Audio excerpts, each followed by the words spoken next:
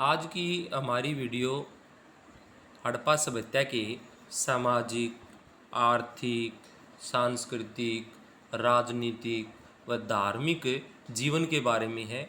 जबकि इससे पहले वाले जो पार्ट हमने किए हैं हड़प्पा सभ्यता के बारे में, उनमें हमने हड़प्पा सभ्यता की इंट्रोडक्शन, उसकी खोज कैसे हुई, उसका नामकरण कैसे हुआ, उसका भौगोलिक विस्तार व प्रमुख नगर कौन से हैं, जिसमें कालीबंगा, लोथल, कोटदीजी, धोलवीरा सभी के बारे में पढ़ा। उसके बाद हमने हड़प्पा सभ्यता की नगर योजना के बारे में पार्ट 2 किया।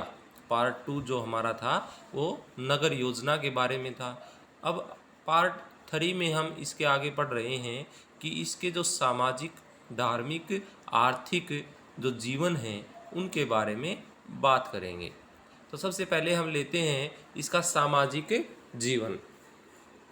हड़प्पा तथा मोहनजोदड़ो की नगर योजना को देखकर ऐसा लगता है कि प्रत्येक नगर में एक तरफ अमीर तो दूसरी तरफ गरीब वर्ग रहता होगा। अमीरों के 2-3 मंजिले मकान बने हुए हैं, वहीं दूसरी तरफ जनसाधारण वर्ग के लिए एक मंजिला छोटे छोटे मकान मिलते हैं।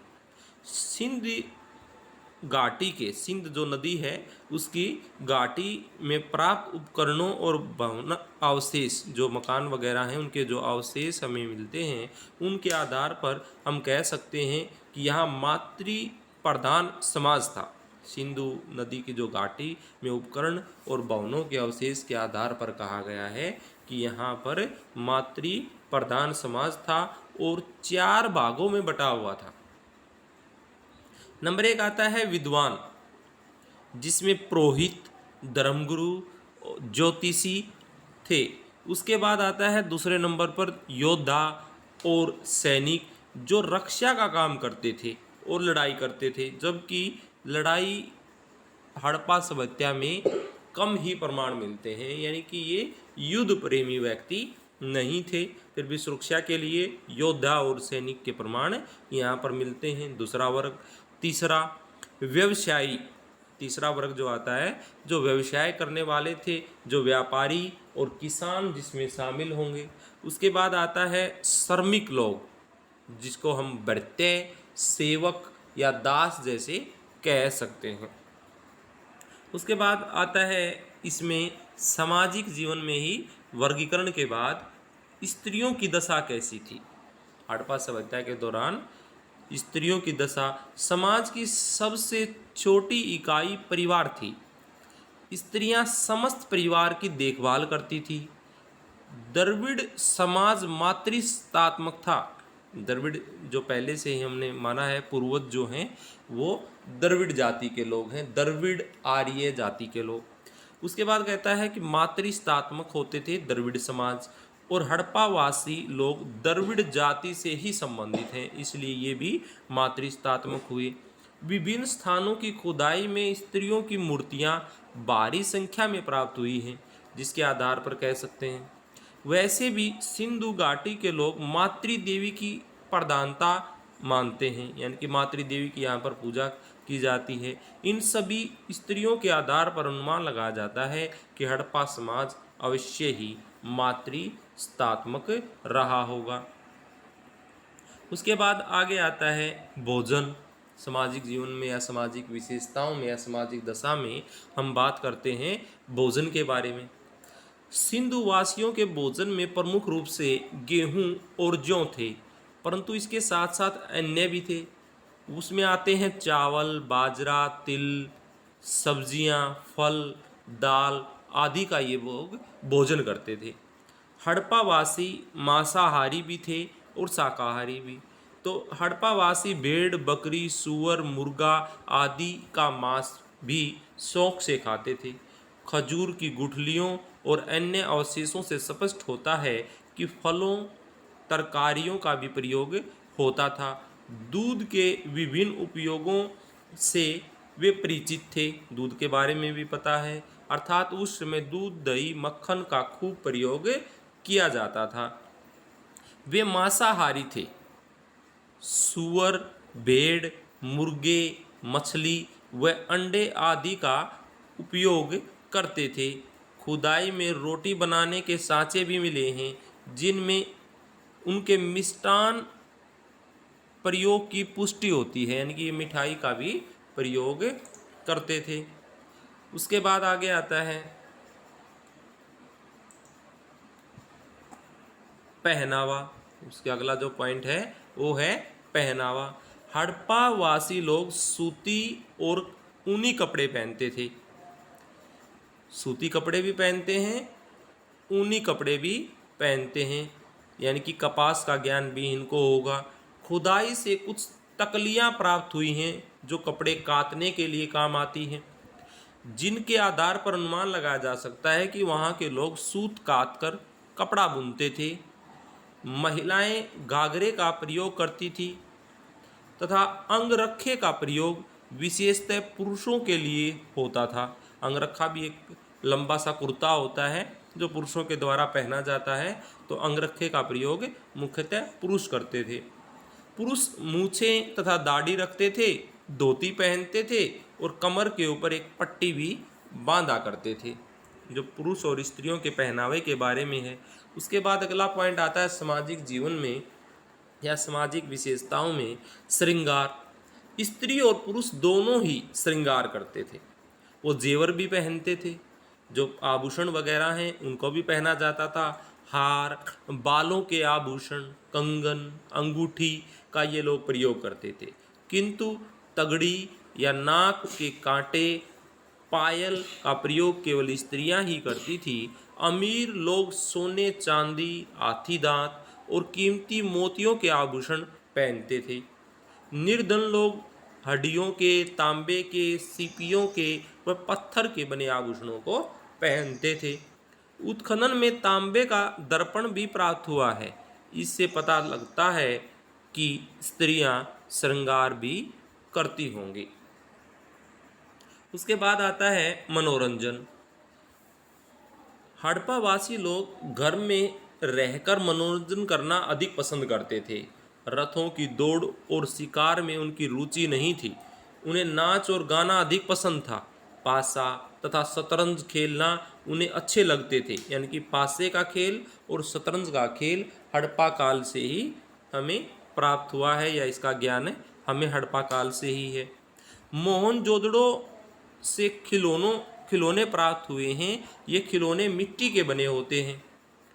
झुनझुना, सीटी, पक्षी, बैलगाड़ी या फिर स्त्री पुरुष की मूर्त, जो तस्वीरें वगैरह होती हैं जो मिट्टी की बनी होती हैं, पत्थर की बनी होती हैं, मूर्तें, तांबे की मूर्ति जो हम कह सकते हैं, कांसे की एक नंगन स्त्री की मूर्ति, या जो मोहनजोदड़ो से मिली है, तो इस तरह के खिलौने हमें प्राप्त होते हैं। तो खिलौने टेराकोटा के बने होते थे, टेराकोटा के भी बने होते थे, तांबे के भी बने होते थे, कांसे के भी बने होते थे। अब आता है सिंधु सभ्यता का आर्थिक जीवन या विशेषताएं या आर्थिक दशा कैसी थी। नंबर 1 आता है कृषि। सिंधु सभ्यता के लोगों का मुख्य व्यवसाय तो कृषि करना ही था। खुदाई में अनाज, सब्जियां आदि के अवशेष मिले हैं, जिससे अनुमान लगाया जा सकता है कि सिंधु सभ्यता के लोग गेहूं, जौ, राई, मटर, चना, कपास, खजूर, तरबूज आदि पैदा करते थे। कपास सबसे पहले इसी क्षेत्र में पैदा किया गया था, इसीलिए यूनानियों ने इसे सिंडन, यानी कि यूनानियों के द्वारा कपास को क्या कहा गया, सिंडन या सिंडोना शब्द प्रयोग किया। मोहनजोदड़ो से बने हुए जो मोहनजोदड़ो में बुने हुए होते हैं सूती कपड़ों का एक टुकड़ा मिलता है। यहाँ से एक चांदी के बर्तन में तथा तांबे के उपकरण में लिपटे सूती कपड़े के अवशेष प्राप्त हुए हैं। हड़प्पा से तरबूज के बीज, कालीबंगा में जूते हुए खेत के साक्ष्य तथा बनावली में मिट्टी का हल मिला है। लोथल और रंगपुर में धान, यानी जिसे चावल भी हम कह सकते हैं, धान की जो खेती होती है, फल की खेती होती है, तो धान के भूसे के प्रमाण मिलते हैं। कुछ बीज भी लोथल में मिलते हैं, रंगपुर में धान की भूसी के प्रमाण मिले। उपज के बारे में यहाँ जानकारी होती है। राजकीय स्तर पर अनाज रखने के लिए हड़प्पा, मोहनजोदड़ो और लोथल में विशाल अन्नागार भी बने हुए थे। फिर आता है दूसरे नंबर पर आर्थिक जीवन में पशुपालन की कैसी व्यवस्था थी। हड़प्पा सभ्यता के लोगों का दूसरा मुख्य व्यवसाय पशुपालन था। सिंधु सभ्यता में पाले जाने वाले पशु बैल, भेड़, बकरी, भैंसा, सूअर, कुत्ता, हाथी आदि थे। कुत्ता तो सबसे पहला मानव के द्वारा पाले जाने वाला पशु कहलाता है। ऊंट, गैंडा, मछली, कछुए का चित्रण सिंधु घाटी की मुद्राओं पर हुआ है। कुछ ऐसे भी पशु हैं जिनका चित्रण मुद्राओं पर मिलता है। सिंधु निवासियों को कुब्बड़ वाला सांड विशेष प्रिय था और पूजनीय भी था। चनहुदड़ों में बिल्ली के पैरों के निशान भी मिले हैं। इसके पीछे कुत्ता लगा हुआ है।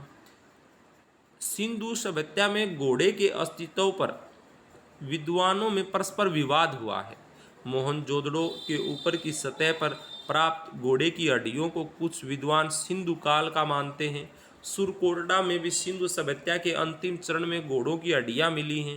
हाथी गुजरात के क्षेत्र में पाला जाने वाला पशु था।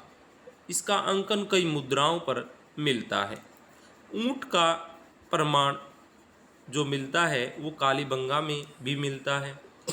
तो इस तरह हमें पशुपालन के बारे में ज्ञान होता है। उसके बाद आता है व्यापार।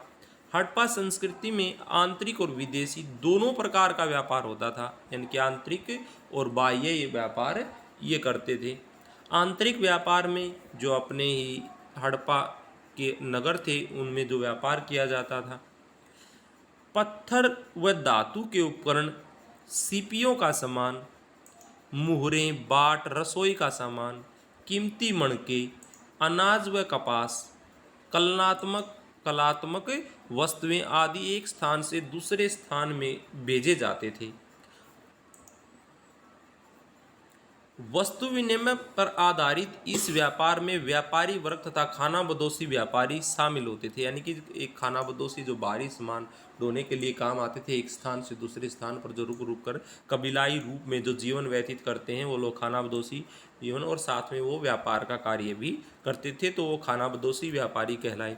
इसके अतिरिक्त जो व्यापारी लोग हैं वो व्यापारी भी होते थे। ज़्यादातर व्यापार वस्तु विनिमय के आधार पर होता था। ये नहीं है कि संपूर्ण व्यापार ही वस्तु विनिमय के आधार पर था, लेकिन ज़्यादातर व्यापार संपूर्ण वस्तु विनिमय के आधार पर ही होता था। समुद्र तट पर बालाकोट और चनहुदड़ो में सीपियों का सामान बनाया जाता था।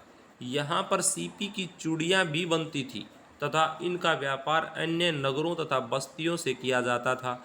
हड़प्पा, मोहनजोदड़ो, लोथल जैसे नगर औजारों और हथियारों के साथ साथ रसोई के उपयोग की वस्तुएं तथा विभिन्न कलात्मक वस्तु निर्माण के बड़े केंद्र थे। इन नगरों में से यह वस्तुएं व कलाकृतियां विभिन्न स्थानों को भेजी जाती थी। मणिकारों द्वारा निर्मित सामान मोहनजोदड़ो से गुजरात के क्षेत्रों में भेजा जाता था। जो मणिकारों का द्वारा बनाया गया सामान मोहनजोदड़ो में होता था, जो गुजरात भेजा जाता था। गुजरात के लोथल तथा सुरकोटदा आदि स्थानों से कपास हड़प्पा, मोहनजोदड़ो, बनावली आदि क्षेत्रों में भेजी जाती थी। चावल का भी गुजरात से पंजाब में आयात होता था। चावल का प्रमाण भी गुजरात में मिला है तो पंजाब में आयात होता था। हड़प्पा, मोहनजोदड़ो में बने भंडार गृहों से यह संकेत मिलता है कि आंतरिक भागों से अनाज को काफ़ी मार्गों से किया जाता था, नदी मार्ग जिसको हम कह सकते हैं। बाह्य व्यापार अगला जो पॉइंट आएगा। हड़प्पा सभ्यता के नगरों का हड़प्पा बाह्य प्रदेश, एशियाई देश जिसको कह सकते हैं, के साथ व्यापारिक संबंध थे, जिसके प्रमाण जो मिलते हैं मेसोपोटामिया सभ्यता जो इराक के एरिया में, आधुनिक इराक का जो एरिया कह सकते हैं, मध्य एशिया की तरफ है, तो मेसोपोटामिया में की सभ्यता में सूसा, उर, निपुर, किस, उमा आदि अनेक नगर थे। क्योंकि मेसोपोटामिया भी एक नगरीय सभ्यता थी, वहाँ पर बहुत सारे नगर हैं जहाँ पर हड़प्पा की मोहरें प्राप्त हुई हैं। फारस की खाड़ी, फारस या ईरान की खाड़ी में स्थित फैलका और बहरीन नामक स्थानों से भी मोहरें मिली हैं। फैलका और बहरीन जो बंदरगाहें थी या खाड़ी में प्रमुख स्थान थे। इसके अतिरिक्त हड़प्पा कालीन बाट, मृण्मय मूर्ति जो मिट्टी की बनी हुई मूर्तियां होती हैं, कीमती पत्थर, अनेक प्रकार का सामान भी फारस की खाड़ी तथा मेसोपोटामिया से प्राप्त हुआ है। मोहरों पर अंकित चिन्ह हैं, मिट्टी की छोटी नावें तथा लोथल में गोदी या डॉकयार्ड उनके व्यापार को दर्शाते हैं। बाह्य व्यापार स्थल और समुद्री दोनों मार्गों से होता था। लोथल, सुरकोटदा तथा बालाकोट जैसे तटीय नगरों से बाहर देशों से समुद्री व्यापार होता होगा। हड़प्पा में सोना, चांदी तथा बहुमूल्य पत्थर अफगानिस्तान से मंगाया जाता था। अनाज, खजूर, हाथी दांत तथा खिलौने विदेशों को निर्यात किए जाते थे। तो इसके बाद बात करते हैं उद्योग धंधों की। यहाँ के नगरों में अनेक व्यवसाय या धंधे प्रचलित थे। जैसे धातु उद्योग का कार्य किया जाता था, पत्थर उद्योग का कार्य किया जाता था, मिट्टी उद्योग कह सकते हैं जिसमें खिलौने वगैरह बनाए जाते थे, सीपियों का कार्य किया जाता था। तो इस तरह की चीज़ें आती हैं। लोहे का इनको ज्ञान नहीं था, तांबे का ज्ञान इनको था। तो इस तरह कह सकते हैं कि धातु उद्योग जिसमें हम क्या बना सकते हैं, तीर, भाले, कुल्हाड़ी, मछली पकड़ने के कांटे, तलवार इत्यादि उद्योग धंधों में बनाए जाते थे, जिसमें धातु होगी यहाँ पर प्रमुख रूप से कांसा और तांबा। बस दो ही धातुओं के यहाँ पर नाम लेंगे। पत्थर उद्योग में जो पत्थर से निर्मित होते थे औजार भी बनाए जाते थे जो खेती में काम आते थे। फलक व मूर्तियाँ भी पत्थर की होती थी। मिट्टी के बर्तन, ईंट, जो ईंटें बनी थी, कहीं कहीं ईंटों को पकाया जाता था और कच्ची ईंटों का भी मकानों में प्रयोग किया जाता था। मणिकारी इत्यादि प्रमुख उद्योग थे। मिट्टी के बर्तन बनाने में ये लोग बहुत कुशल थे। मिट्टी के बर्तनों पर काले रंग से भिन्न भिन्न प्रकार के चित्र बनाए जाते थे। हड़प्पा सभ्यता के लोग रुई और ऊन की कताई बुनाई का धंधा करते थे। यानी कि रुई और ऊन का प्रयोग करते थे और उसकी कताई बुनाई करते थे। कपड़े वगैरह या दरिया वगैरह बनाने में काम आते हैं। कपड़ा बनाने का व्यवसाय उन्नत अवस्था में था। विदेशों में भी निर्यात कपड़े का होता था। जोहरी का काम भी उन्नत अवस्था में हड़प्पा में दिखाई देता है। मनके और ताबीज़ बनाने का कार्य भी लोकप्रिय था। मनके, हाथी दांत, जो मनके बनाए जाते थे, हाथी दांत, शंख, मिट्टी, पत्थर के मनके बनाए जाते थे। मनके बनाने के कारखाने ज़्यादातर चनहुदड़ों में प्राप्त होते हैं। अभी तक लोहे की कोई वस्तु नहीं मिली। इस आधार पर कह सकते हैं कि यहाँ पर इन लोगों को लोहे का ज्ञान नहीं था। उसके बाद आता है विनिमय व्यवस्था। आर्थिक जीवन में एक यह भी पॉइंट होता है, विनिमय व्यवस्था। हड़प्पा सभ्यता के लोगों ने आपसी व्यापार और विनिमय को नियंत्रित करने के लिए प्रयास किए। दूर फैली हुई हड़प्पा कालीन बस्तियों में नापतोल की प्रणाली में समरूपता या एक जैसी मापतोल प्रणाली दिखाई देती है। जो तोल होता है, तोल में बाइनरी या द्विचर या दोहरी प्रणाली जिसको हम कह सकते हैं प्रयुक्त होती थी। जैसे 1, 2, 4, 8 इनकी ऐसी इकाई होती थी जो 1, 2, 4, 8 डबल होता जा रहा है 16। तो उसके बाद आता है, ये कहता है कि 10 तथा 16 के गुणज के रूप में यह प्रणाली प्रयोग होती थी। जो इकाइयाँ होती थी या 10 के गुणज हैं या फिर जैसे 2 पंजे 10 या 2 मल्टीपल 5 = 10। तो इस तरह का होता है। तो ये उसके बाद आता है तोल, चकमक पत्थर, चूना पत्थर, सेलखड़ी आदि के घनाकार बने होते थे। नापतोल की समरूप व्यवस्था केंद्रीय प्रशासन द्वारा हड़प्पा सभ्यता की लोगों में अन्य लोगों के साथ विनिमय को सुव्यवस्थित करने के प्रयास की ओर इशारा करती है। यानी कि केंद्रीय प्रशासन व्यवस्था है यहाँ पर, जो अच्छी तरह सुव्यवस्थित ढंग से विनिमय व्यवस्था को लागू करवा रही थी। बड़ी संख्या में मोहरें का भी व्यापार में प्रयोग किया जाता था। वस्तु विनिमय इस व्यापार का प्रमुख आधार था। व्यापार जो होता था वस्तु विनिमय के आधार पर भी होता था, परंतु मोहरें भी थी। उसके बाद आता है परिवहन के साधन। अगला जो पॉइंट हम लेंगे, परिवहन के साधन जो आर्थिक व्यवस्था में आता है। परिवहन के साधनों में नौकाएं, मस्तूल वाले छोटे जहाज, बैलगाड़ियां तथा जानवर प्रमुख थे, यानी कि जिससे वस्तुएं एक स्थान से दूसरे स्थान पर ले जाई जाती थी। वो प्रमुख क्या थे? वो छोटे जहाज़ों में, बैलगाड़ियों से, जानवरों के माध्यम से या नौकाओं का भी प्रयोग इसमें होता था। हड़प्पा और मोहनजोदड़ो से पाई गई मोहरों में, दोनों जगह जो मोहरें पाई गई हैं, जहाज़ों और नाव के चित्र मिले हैं। लोथल में पक्की मिट्टी से बना जहाज़ का नमूना पाया गया है। इनकी नमूना वगैरह कह सकते हैं, जो पक्की मिट्टी से बना हुआ था वो लोथल में मिला। लोथल में गोदी को जहाजी माल घाट के रूप में, यानी कि गोदीवाड़ा जो मिलता है लोथल में, वहाँ पर भी जो जहाज़ वगैरह जो आते जाते रहते थे उसकी पहचान होती है। अरब सागर के तट पर अन्य भी अनेक बंदरगाहें थी, जैसे कि रंगपुर और बालाकोट, ये भी एक बंदरगाही रूप था। नदियों में भी छोटी नौकाओं का प्रयोग अनाज लाने के लिए किया जाता था। आंतरिक व्यापार में जो प्रयोग किया जा सकता है नदियों का। बैलगाड़ी अंतर्देशीय यातायात का साधन भी। बस्तियों से मिट्टी के बने बैलगाड़ी के अनेक नमूने मिले हैं। बैलगाड़ी के माध्यम से भी व्यापार होता था, इसके नमूने मिलते हैं। हड़प्पा में एक कांसा जो होता है, कांसा धातु, कांसा की गाड़ी का नमूना पाया गया है। कांसी नहीं, ये कांसा है। कांसा जो धातु होती है, गाड़ी का नमूना पाया गया है जिसमें एक चालक बैठा है। छोटी गाड़ियों के नमूने भी मिले हैं। हाथी, बैल, ऊँटों का भी भार ढोने में प्रयोग होता था। इतिहास में खाना बदोश चरवाहे सामान को एक स्थान से दूसरे स्थान पर बेचते थे। शायद हड़प्पावासी भी ऐसा करते हों, परंतु उस समय नौ परिवहन अधिक था तथा सुलभ साधन माने जाते थे। नौ परिवहन को इसने बढ़त दी है। उसके बाद आता है हड़प्पा काल का सांस्कृतिक जीवन कैसा था।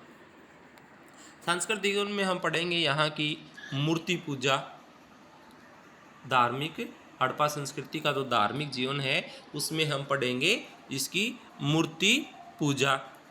तो मूर्ति पूजा में खुदाई में विभिन्न स्थानों से देवी देवताओं, शिवलिंग जिसे लिंग तथा योनि के रूप में प्रयोग करते हैं, लिंग तथा योनि इत्यादि की अनेक मूर्तियां प्राप्त हुई हैं।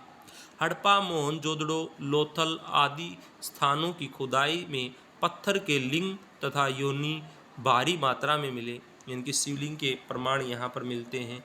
इसीलिए अनुमान लगाया जाता है कि सिंधु घाटी के लोग मूर्ति पूजा में विश्वास करते थे। आगे धार्मिक जीवन में आता है शिव की पूजा। एक मुहर पर एक पुरुष देवता को योगी की मुद्रा में दिखाया गया है। इसके दाईं ओर हाथी तथा बाघ एवं बाएं ओर गैंडा तथा भैंसा हैं। पुरुष देवता के सिर पर 2 सिंह हैं। इसे पशुपति महादेव बताया गया है। इसी तरह योगी की अनेक मूर्तियां मिली हैं जिसके चारों ओर सर्प लिपटा हुआ है। इस तरह एक पहलवान की मूर्ति भी मिली है। अवश्य ही सिंधु घाटी के लोग शिव की उपासना करते थे, जो इन प्रमाणों के आधार पर कहा जा सकता है। अगला आता है वृक्ष पूजा। ऐसा लगता है कि हड़प्पा के लोग वृक्ष की भी पूजा करते थे। मोहनजोदड़ो की खुदाई में कुछ ऐसी मोहरें मिली हैं जिन पर 2 जुड़वा पशुओं के सिरों पर, 2 जुड़वा पशु हैं, उनके सिरों पर पीपल की पत्तियां दिखाई गई हैं। इसी तरह एक अन्य मूर्ति में पीपल के पत्ते के बीच देवता की मूर्ति बनी हुई है। स्त्रियां उसकी पूजा करती रही हैं। अतः हड़प्पा संस्कृति के लोग पीपल की पूजा करते थे और पीपल के साथ साथ वो नीम की भी पूजा करते थे, यानी कि पीपल और नीम की पूजा हड़प्पा सभ्यता के दौरान की गई है। उसके बाद आता है हड़प्पा सभ्यता के लोग धार्मिक जीवन के आधार पर कह सकते हैं पशु पूजा, पशुओं की भी पूजा करते थे। खुदाई में प्राप्त मोहरें और मूर्तियों के आधार पर या कुछ चित्रों के आधार पर कहा जा सकता है कि ये मूर्ति पूजा करते थे, जिसमें मनुष्य और पशुओं की शरीर को संयुक्त रूप से मिलाकर दिखाया गया है। मनुष्य और पशुओं के शरीर को संयुक्त रूप से मिलाकर दिखाया गया है। कुबड़ वाला सांड भी कई मुहरों पर अंकित है जो पूजनीय माना गया है। कुछ पशु पूजा के फल फूल खाते हुए और पूजा की वस्तुओं से सजे हुए दिखाए गए हैं। उस समय सिंधु घाटी में कुबड़ा वाला बैल, हिरण, गैंडा, भैंसा आदि पशुओं की पूजा की जाती थी। पक्षियों में मोर, गरुड़, घुगी की पूजा की जाती थी। इसके बाद धार्मिक जीवन में अगला पॉइंट आता है मातृ देवी की पूजा। हड़प्पा संस्कृति के लोग मातृ देवी की जननी के रूप में उपासना करते हैं, इनकी माता के रूप में इसको माना है। हड़प्पा, मोहनजोदड़ो, लोथल आदि स्थानों से भारी मात्रा में स्त्रियों की मूर्तियां मिली। कुछ मूर्तियों के सिर पर पंख जैसे उदाहरण के तौर पर मुकुट, गले में हार, आंखें गोल हैं तथा पैर उंगली विहीन हैं, ऐसी मूर्तियां भी मिली हैं। एक अन्य मूर्ति में स्त्री को स्तनपान करते हुए तथा दूसरी मूर्ति में एक स्त्री की नाभि से वृक्ष उगते हुए दिखाया गया है। इसी तरह मोहनजोदड़ो से एक मूर्ति प्राप्त हुई है जो अर्धनंगन अवस्था में है। उसकी कमर पर एक बाला लटका हुआ है तथा शरीर के ऊपरी भाग पर विशेष प्रकार के वस्त्र पहन रखे हैं। जॉन मार्शल का मत है कि यह मातृ देवी की ही मूर्ति है। हड़प्पा संस्कृति के लोग मातृ देवी की पूजा करते थे, जो इस आधार पर या इन प्रमाणों के आधार पर कहा जा सकता है। उसके बाद आता है पूजा स्थल। हड़प्पा क्षेत्र के निवासियों पर पशु और मानव के स्वरूप में देवताओं की पूजा करते होंगे, या तो पशु के रूप में देवताओं की पूजा करते हैं या मानव के रूप में, परंतु वे अपने इन देवताओं के लिए कोई मंदिर या पूजा का स्थल बनाते थे। इस प्रकार का कोई भी प्रमाण नहीं मिलता, यानी कि वहाँ हड़प्पा काल में मंदिरों के प्रमाण नहीं मिलते हैं। जैसा कि प्राचीन काल की सभ्यताएं मिस्र और मेसोपोटामिया में मंदिरों के प्रमाण मिलते हैं, परंतु यहाँ पर मंदिरों के प्रमाण नहीं मिलते हैं। परंतु यह बताना उपयोगी है कि कुछ विद्वानों ने विशाल स्नानागार तथा कालीबंगा लोथल से मिली विधियों को अनुष्ठान से जोड़ा है। जैसे अग्निकुंड मिले हैं कालीबंगा में और लोथल में, जो यज्ञों को की ओर इशारा करते हैं, या स्नानागार जो मोहनजोदड़ो में मिला है, ये भी एक धार्मिक स्थल की ओर इशारा करता है। इसी प्रकार पत्थर के धड़ वाली प्रतिमा को पुरोहित राजा की संज्ञा दी जाती है, अर्थात वह वहाँ पर कोई पुरोहित का अस्तित्व था जो धार्मिक कार्यों को संपन्न करवाता था। तो इस तरह के प्रमाण यहाँ पर मिलते हैं। धार्मिक रूप से संस्कार कैसे करवाए जाते थे? आदमी की मृत्यु हो जाने के बाद या स्त्री या पुरुष दोनों के लिए, यानी कि मनुष्य की मृत्यु के बाद जो धार्मिक संस्कार होते थे, उसके लिए इसने 3 विधियाँ बताई हैं। उस समय अलग अलग जगह पर 3 विधियाँ होती थी, क्योंकि बहुत सारे नगर थे, अलग अलग एरिया में अलग अलग विधियों का प्रयोग किया जाता था। ये कहता है कि एक पूर्ण समाधिकरण, एक आता है आंशिक समाधिकरण, और तीसरा है दाह संस्कार। दाह संस्कार विधि में सिंधु घाटी के लोग शव को जला देते थे, जो आज भी हिंदू धर्म में निभाया जाता है। दाह संस्कार के तहत क्या आता है कि सीधे शव को जला दिया जाता था, चिता में जलाना। उसके बाद आता है पूर्ण समाधिकरण और आंशिक समाधिकरण। पूर्ण समाधिकरण में कहता है सिंधु घाटी के लोग शव को भूमि में गाड़ते थे तथा उसके साथ आभूषण, उसके श्रृंगार की वस्तुएं, बर्तन आदि को भी रख देते थे। इस प्रणाली को सर्वोत्तम उदाहरण जो मिलता है R37 और R37 और HK साइज के जो प्रमाण मिलते हैं कब्रिस्तानों के, और ऐसी 2 कब्रें जो प्राप्त हुई हैं जिनमें शव को लकड़ी की पेटियों में रखकर दफनाया गया था। जो हड़प्पा में 2 प्रमुख रूप से समाधियाँ मिलती हैं, एक जो कब्रिस्तान है R37 साइज का है जिसका आकार है, और दूसरा H आकार का है। आंशिक समाधिकरण में, पूर्ण समाधिकरण में यानी कि पूरे शव को पूर्ण रूप से स्टार्टिंग में दफना दिया जाना, मृत्यु होने के बाद शव को दफनाना, साथ में उसकी वस्तुएं वगैरह जो ज़रूरत की हैं, उसके खाने पीने की वस्तुएं, आभूषण वगैरह सभी साथ में दबा दिए जाते थे। आंशिक समाधिकरण में क्या होता था, पहले शव को पशु पक्षियों के खाने के लिए खुली हवा में छोड़ दिया जाता था, और उसके बाद जो शरीर की हड्डियाँ बचती थी या अस्थियाँ बचती थी उनको भूमि में दबा दिया जाता था। तो इस तरह 3 विधियों का प्रयोग किया जाता था। उसके बाद अगला पॉइंट जो हमारा आता है, धार्मिक जीवन के बाद, सामाजिक जीवन के बाद अब आता है राजनीतिक जीवन कैसा था। अगला पॉइंट क्या है, राजनीतिक जीवन। हड़प्पा सभ्यता का राजनीतिक संगठन कैसा था, इसके बारे में बात करते हैं। सबसे पहले आता है राजतंत्र। सबसे पहले क्या है, राजतंत्र। उसके बाद बात करेंगे धर्मतंत्र की। हड़प्पा संस्कृति में राजतंत्रात्मक शासन प्रणाली प्रचलित थी। यहाँ पर अलग अलग इतिहासकारों ने अलग अलग मत दिए हैं कि यहाँ की जो राजनीतिक व्यवस्था है वो कैसी है। कोई धर्म के आधार पर बात कर रहा है, कोई राजनीति के आधार पर बात कर रहा है, यानी कि किसी का कहना है कि यहाँ पर एक धार्मिक स्वरूप है, किसी का कहना है कि यहाँ पर एक राजनीतिक स्वरूप है, यानी कि राजनीति में प्रमुख कौन है, कौन केंद्र में स्थापित था। तो यहाँ पर इतिहासकारों ने कहा जैसे राजतंत्र, धर्मतंत्र, कुलीन तंत्र, प्रारंभिक रूप से राज्यों की जो बात की है कि उसके बाद धीरे धीरे वो केंद्रीय रूप अपना लेता है। तो इस तरह की बातें यहाँ पर अलग अलग इतिहासकारों के द्वारा की गई हैं या सुझाव दिए गए हैं। तो सबसे पहला सुझाव आता है राजतंत्र। हड़प्पा संस्कृति में राजतंत्रात्मक शासन प्रणाली प्रचलित थी। कुछ इतिहासकारों के द्वारा यह भी कहा गया है राज्य की समस्त शक्तियां राजा के हाथों में ही केंद्रित थी। सभी नगरों की एक जैसी योजना, अब उदाहरण आता है इस चीज़ का, हर बार इसका उदाहरण दिया जाएगा। इतिहासकार जैसे जो अलग अलग बात करेंगे तो वह उसके उदाहरण देंगे।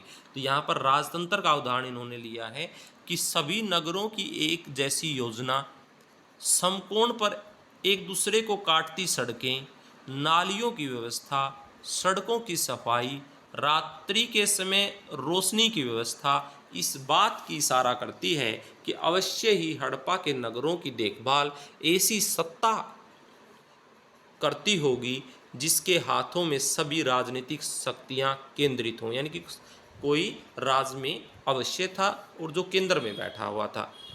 हड़प्पा, मोहनजोदड़ो, लोथल नगरों में बड़े बड़े अन्नागार मिले हैं, जिससे यह पता चलता है कि हड़प्पा सभ्यता का शासक किसानों से भूमि कर के रूप में अनाज इकट्ठा करता था और उसे गोदामों में सुरक्षित रखवा लेता था। हड़प्पा संस्कृति में कुछ बड़े बड़े भवन मिले हैं जो राजा के महल हो सकते हैं। तो इस तरह राजतंत्रात्मक का प्रमाण दिखाई देता है। दूसरा रूप आता है इतिहासकारों की तरफ से धर्मतंत्र या तंत्रिक स्वरूप, यानी कि वो कहता है कि राजनीतिक जीवन में क्या है, धर्मतंत्र दिखाई देता है। यहाँ पर क्या कहता है, धर्म ही केंद्र में स्थापित था। वहाँ पर एक राजा केंद्र में स्थापित था, यहाँ पर धार्मिक रूप का मुखिया है वो केंद्र में स्थापित होगा। इसका प्रमाण बताते हैं। वहीलर नाम के इतिहासकार, वहीलर महोदय ने विचार व्यक्त किया है कि यहाँ का शासन धर्म पर आधारित था, वहाँ पर राजनीति पर आधारित था। एक प्रमुख राजा होगा निरकुंश आधार पर, यहाँ पर कहता है धर्म पर आधारित राजा था, और प्रमुख जो था वो जो सबसे ऊपर था, जो सीनियर था, वो पुरोहित था, यानी कि शासक एक पुरोहित था। शासन कौन करते थे, पुरोहित। पुरोहित राजा की, एक साथ मैंने प्रयोग किया, पुरोहित राजा की पहचान उस पत्थर की मूर्ति से की जाती है। पुरोहित ही राजा के रूप में था, तो पुरोहित राजा की पहचान उस पत्थर की मूर्ति से की जाती थी जो मोहनजोदड़ो से प्राप्त हुई है। यह भी बताया गया है कि शुरू से ही यह एक एकीकृत राज्य था जो एक विशाल और सहजातीय सांस्कृतिक अक्षेत्र को चलाता था। यहाँ पर सब धर्म तंत्र से संबंधित उदाहरण देंगे। यह अनुमान इस आधार पर है कि हड़प्पा कालीन नगर मेसोपोटामिया, जो दूसरी सभ्यता है इराक की तरफ, मेसोपोटामिया के उपनिवेश थे। हड़प्पा कालीन जो सभ्यता है ये उपनिवेश किस सभ्यता के हैं? मेसोपोटामिया सभ्यता के। अतः यह यहाँ की राज्य प्रणाली भी मेसोपोटामिया की राज्य प्रणाली की भांति ही है। जैसी मेसोपोटामिया की राज्य प्रणाली वैसी ही उसके उपनिवेश में भी स्थापित होगी। परंतु अब आधुनिक विचारधारा में क्या आता है? नई विचार क्या है? इतिहासकारों ने अब नए विचार जो दिए और मेसोपोटामिया के उपनिवेश की विचारधारा को नकार दिया है कि यह हड़प्पा सभ्यता एक स्वतंत्र सभ्यता अलग से थी, ये मेसोपोटामिया से आए हुए लोग नहीं थे, या ये हड़प्पा सभ्यता के लोग उपनिवेश नहीं था मेसोपोटामिया का। इन्होंने इस बात को नकार दिया है। उसके बाद आता है कुलीन तंत्र, तीसरी विचारधारा। केनेयर नाम के इतिहासकार का विचार है कि हड़प्पा सभ्यता की राजनीतिक व्यवस्था पर कुलीन वर्ग का नियंत्रण था। पहले राजा का नियंत्रण था, पहली विचारधारा। दूसरा पुरोहित का, धर्मतंत्र में कि पुरोहित का नियंत्रण था।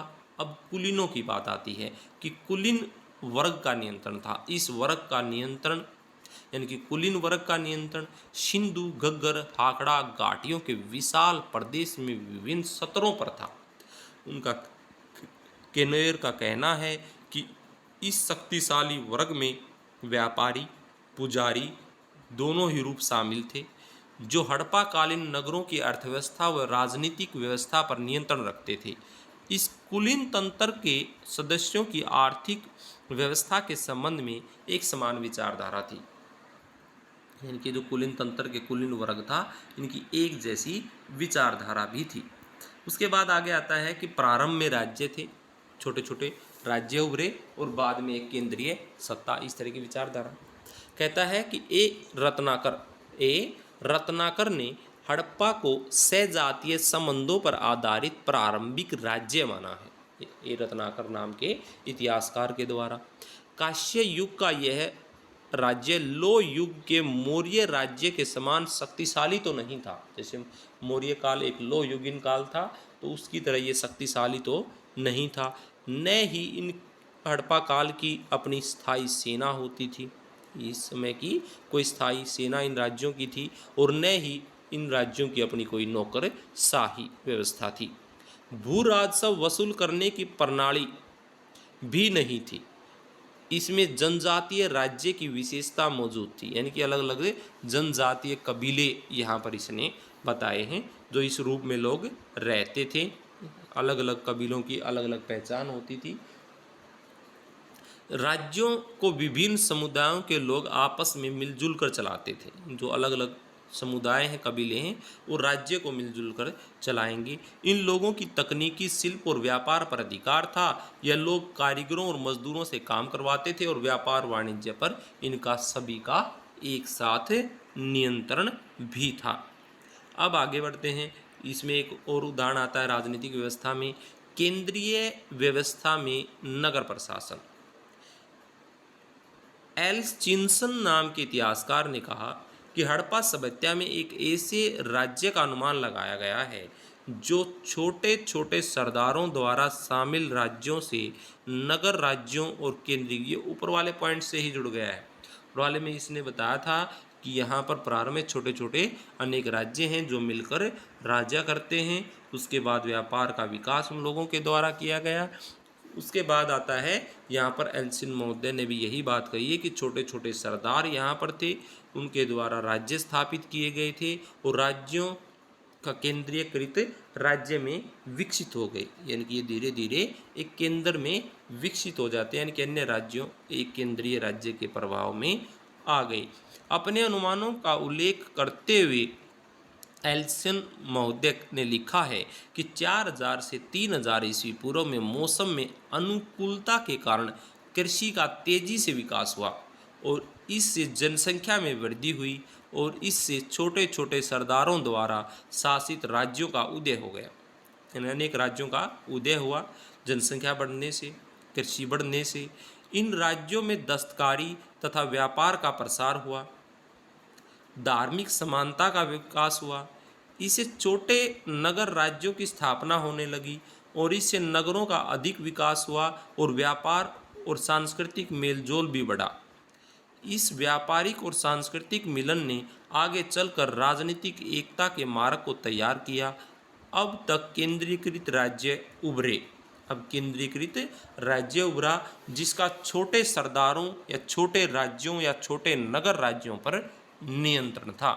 इस समय में नगर योजना, वास्तुकला, दस्तकारी की तीव्रता में से विकास हुआ। दस्तकारी का, वास्तुकला का, नगर योजना का, सबका विकास होता है। उसके बाद इसकी एक और पहचान हम देते हैं, इसमें आ जाता है आगे कि अस्त्र शस्त्र कैसे थे। अस्त्र शस्त्रों के बारे में बात करते हैं कि राजनीतिक जीवन में इनके हड़प्पा काल के अस्त्र शस्त्र के बारे में हम बात करते हैं।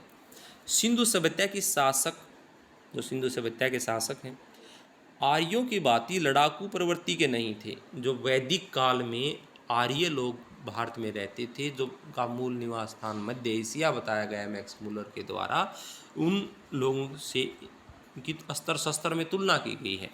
तो यहाँ कहता है कि सिंधु सभ्यता के जो शासक हैं उन वैदिक आर्यों की भांति जो बाद में यहाँ पर आए उनकी तरह लड़ाकू तो नहीं है, जो मध्य एशिया के निवासी हैं।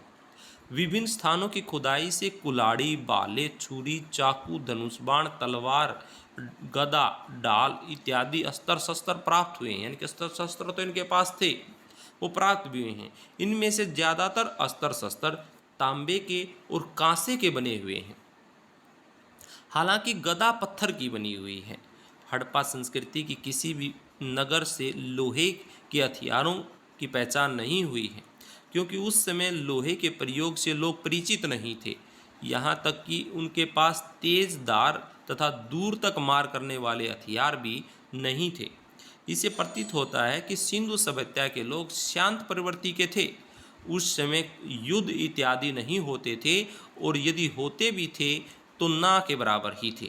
यही कारण था कि इन शांति के माहौल में हड़प्पा संस्कृति ने के नगरों के साथ साथ व्यापार और वाणिज्य का खूब विकास हुआ। उसका अगला पॉइंट आता है हड़प्पा सभ्यता का सांस्कृतिक जीवन। हड़प्पा सभ्यता का सांस्कृतिक जीवन कैसा है? तो यहाँ पर पहला पॉइंट है शिल्प कला। विभिन्न स्थानों की खुदाई से यह पता चला कि हड़प्पा संस्कृति के लोग शिल्प कला का प्रयोग व्यावसायिक तौर पर करते थे। इनका इतना विकास हो चुका था कि व्यवसाय में प्रयोग करते थे। कुम्भकार चाक, जो चाक होता है, जो बर्तन, मिट्टी के बर्तन जिस पर बनाए जाते हैं कुम्हार के द्वारा, कुंभकार चाक की सहायता से मिट्टी के बर्तन बनाते थे।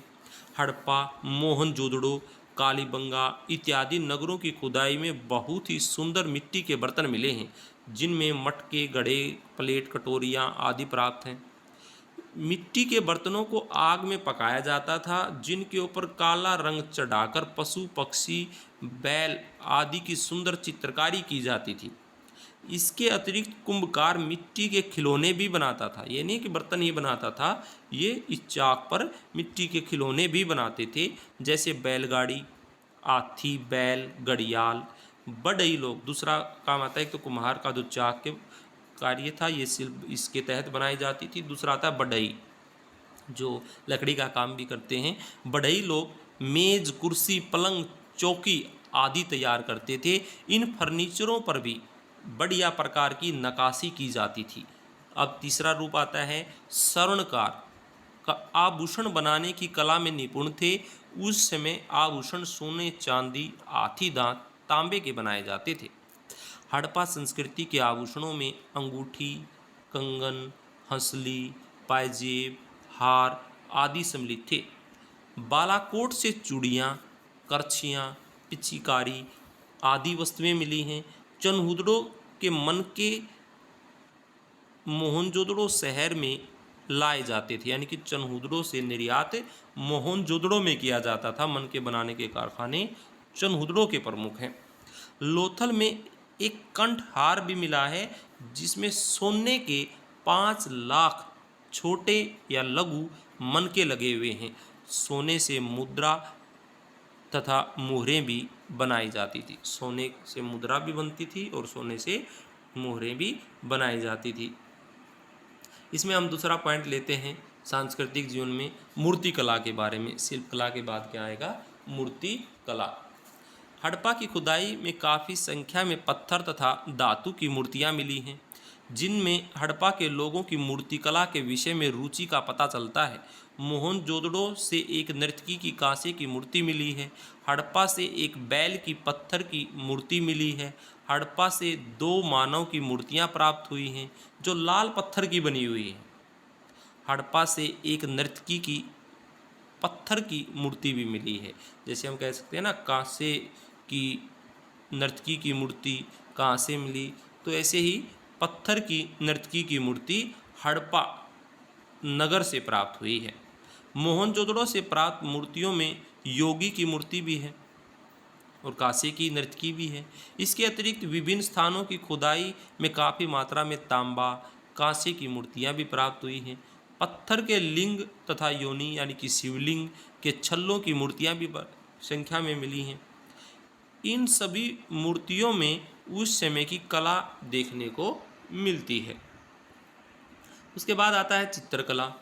चित्रकला हड़प्पा संस्कृति में काफ़ी विकसित हुई। इस संस्कृति के लोग विभिन्न बर्तनों पर जैसे मटका, घड़ा, कटोरी, प्लेट आदि पर चित्रकारी करते थे। उनकी मोहरों पर भी चित्रकारी होती थी। बर्तनों पर तो करते ही थे चित्रकारी, साथ में मोहरों पर भी चित्रकारी करते थे। सिंधु घाटी के लोग पशु, पक्षी, बैल, वृत्त, चतुर्भुज, त्रिभुज इस तरह के चित्र तैयार करते थे। उसके बाद इसमें हम लेते हैं सांस्कृतिक जीवन में शिक्षा और दर्शन के बारे में। तो हड़प्पा संस्कृति के लोगों की लिपि चित्राक्षर थी। जब लिपि की बात आई है तो लिपि कैसी थी? चित्र के रूप में अक्षर दिखाई देते हैं, चित्राक्षर। सिंधी लोगों या भाव चित्रात्मक लिपि भी इसको हम कह सकते हैं। सिंधु नगरों से 375 से 400 के बीच के चित्र अक्षर प्राप्त हुए हैं। इनकी जो अल्फ़ाबेट इनके मिले हैं, अक्षर जो मिले हैं चित्र के रूप में अक्षर हैं और 375 से 400 के बीच में हैं। उस समय लिपि में वर्णमाला न होकर ध्वनि लिपि तथा भाषा लिपि का प्रयोग हुआ था। विभिन्न इतिहासकार सिंधु लिपि पर सुमेर, मिस्र, क्रीट की सभ्यताओं की लिपि का प्रभाव बताते हैं। वैसे भी हमें हड़प्पा संस्कृति के लोगों के लिखे हुए ग्रंथ या साहित्य तो प्राप्त नहीं हुए। अनुमान ही लगाया जा सकता है कि वे अवश्य ही ऐसी धातु पर लेखन कार्य करते होंगे जो समय के साथ नष्ट हो गई। सिंधु लिपि दाएं से बाएं और बाएं से, पहली लाइन जैसे दाएं से बाएं की ओर लिखी गई तो दूसरी लाइन बाएं से दाएं लिखी जाएगी, तीसरी लाइन फिर दाएं से बाएं और चौथी लाइन बाएं से दाएं, यानी कि इस तरह वो दाएं से बाएं और फिर बाएं से दाएं लिखते थे। इस रूप को, जो ये लिखने का रूप था दाएं से बाएं और बाएं से दाएं, ये बैस्तरोफेदन विधि कहलाई। मातृदेवी की मूर्ति तथा अन्य अवशेषों को देखकर यह अनुमान लगाया जाता है कि ये लोग दार्शनिक विचार के भी थे, दार्शनिक या विचार भी रखते थे, दर्शन का ज्ञान इनको था। उसके बाद आता है भवन निर्माण कला। सिंधु सभ्यता के लोगों की भवन निर्माण कला के भी नमूने मिले हैं, जो हड़प्पा, मोहनजोदड़ो, लोथल, कालीबंगा अनेक स्थानों से प्राप्त हुए हैं। उस समय भवन निर्माण तो सभी नगरों में था, तो सभी नगरों में किसी भी नगर का हम नाम ले सकते हैं। उस समय नगर एक निश्चित योजना के आधार पर बनाए जाते थे। सिंधु लोगों के मकान पक्की ईंटों से बने हुए मिले हैं, जिनमें बड़े बड़े दरवाजे, खिड़कियां, रसोई घर तथा स्नानघर आदि लगे हुए थे। यानी कि पक्की ईंटों के भी मकान हैं। जो कालीबंगा जैसी जगह है वहाँ पर कच्ची ईंटों के भी कुछ मकान हमें दिखाई देते हैं। मकान के अंदर खिड़की, दरवाजे, रसोई घर, स्नानघर इत्यादि के प्रमाण मिलते हैं। सभी नगरों की सड़कें एक दूसरे को समकोण पर काटती थी और नगरों में नालियों की भी सुंदर व्यवस्था दिखाई देती है। तो इस तरह हमने पढ़ा कि इसकी जो सांस्कृतिक, राजनीतिक, धार्मिक, सामाजिक, आर्थिक हर तरह की जो विशेषता हड़प्पा सभ्यता की या उसका जीवन, हड़प्पा सभ्यता का या उसकी दशा या स्थिति, इसको हम किसी भी रूप में कह सकते हैं कि ये इसकी दशा कैसी थी, स्थिति हड़प्पा सभ्यता की सामाजिक, आर्थिक, राजनीतिक, सांस्कृतिक, धार्मिक तो जीवन, दशा, स्थिति, विशेषताएं, ये सभी के रूप में हमने इसको लिया है।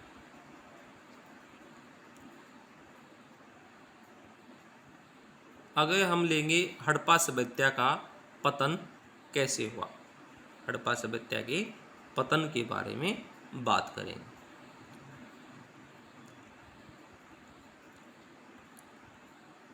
तो आज का हमारा टॉपिक कंप्लीट हुआ, जिसमें हमने इनकी विशेषताओं के बारे में या स्थिति या दशा के बारे में या विशेषताओं के बारे में बात की।